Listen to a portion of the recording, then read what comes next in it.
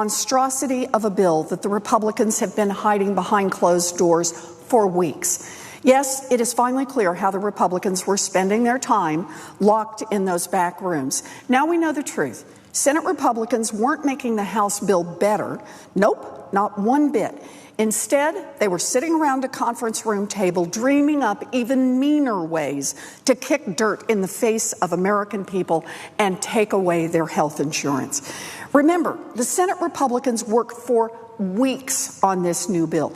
They worked really, really hard on it. And it's pretty clear now exactly who they were working for.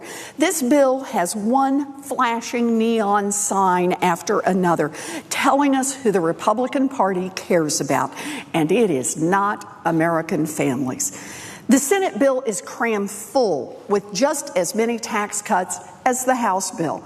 Tax cuts for millionaires and billionaires, tax cuts for wealthy investors, tax cuts for giant companies.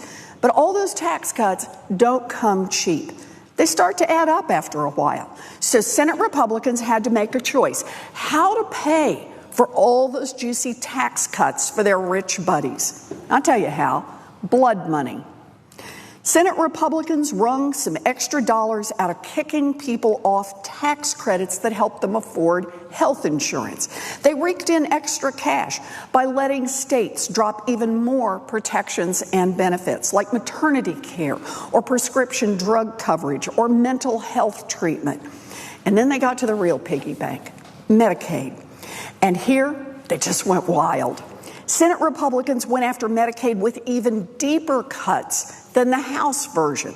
The Medicaid expansion, gone, ripped up and flushed down the toilet.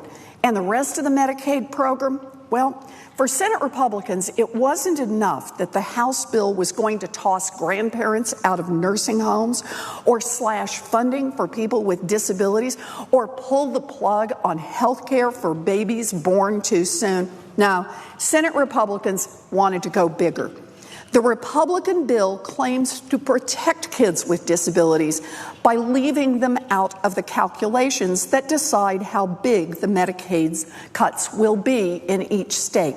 Now, I don't know if the Republicans were expecting a round of applause for pitting kids with breathing tubes against vulnerable seniors or someone needing treatment for addiction, but I do know this so-called exemption won't do a thing to help these kids. The Republican cuts still slash hundreds of billions of dollars from Medicaid, leaving states with no choice but to cut services that kids with disabilities desperately need.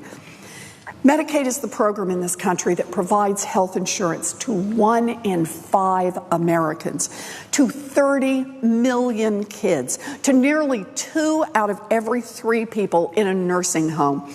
These cuts are blood money. People will die. Let's be very clear. Senate Republicans are paying for tax cuts for the wealthy with American lives. Just think about what would happen here if the Republican bill becomes law next week. Picture a woman in her 80s who lives at home. She's shaky on her feet. She needs help preparing her meals or taking a bath, but her only income is her Social Security check. Right now, Medicaid helps pay for home and community-based services so she can stay in her home. Someone who comes by to help for a few hours a week. And because of that help, she gets to stay home, to live independently. But the Republicans are determined to cut taxes for millionaires and billionaires, so their health care plan cuts Medicaid money that helps millions of seniors stay in their homes. Without these services, this elderly woman can't live alone. So where does she turn? Well, the usual answer would be a nursing home. But wait. Medicaid pays for most nursing home care in this country, but the Republicans are determined to cut taxes for millionaires and billionaires, so they have cut Medicaid funding so much so that there is no help for this woman at home and no nursing home bed for her either. So what does she do? Well, she stays home without help. She can't climb the stairs anymore. Her world shrinks. And eventually, most likely, she falls and ends up in the hospital. The care is expensive, and she is miserable. And finally, let's say the hospital gets her back on her feet, but there's nowhere for her to go when she is discharged. So she heads back home to wait for the next fall, maybe the one that will be fatal. In their determination to cut taxes for the rich, is this what Republicans have planned for frail seniors in our country? Wait until they're all used up and then just leave them out at the curb for the next trash pickup? And it isn't just seniors who will be hit hard. How about a premature baby born with lung defects? His parents both have full-time jobs, but no matter how hard they work, no matter how many hours they put in, they will never be able to pay for the millions of dollars in surgeries, equipment, medicine, therapy that their child needs.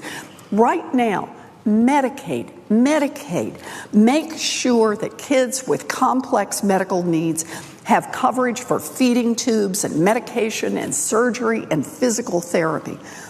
But Senate Republicans were so determined to offer tax breaks for the rich that they have taken away this baby's Medicaid.